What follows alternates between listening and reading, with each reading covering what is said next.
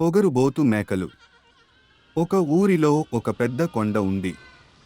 అది చాలా నిటారుగా ఉంది. ఆ కొండ మీదకు వెళ్ళటానికి గాని రావటానికి గాని ఒకటే దారి. ఆ దారి వెంట మేకలు, గొర్రెలు ఆ కొండపైకి వెళ్లి మేతమేసి తిరిగి వస్తూ ఉండేవి. ఒకరోజు రెండు మేకలు, ఒకటి పైనుండి కిందకు, రెండవది కింద నుండి పైకి వస్తూ అవి కొండ మధ్యకు చేరాయి. రెండింటికీ తప్పుకోవడానికి దారి లేదు. ఏదో ఒకటి వెనక్కి నడవటం తప్ప వేరే మార్గం లేదు. ఒక మేక రెండోదాంతో తన దారికి అడ్డం తప్పుకో మన్నది. ఈ సన్నటి దారిలో వెనకకు వెళితే లోయలో పడిపోతానని నీకు తెలియదా? నువ్వే వెనుకకు వెళ్లటం తేలిక. నన్నే ముందు పోనివ్వు అన్నది రెండవది.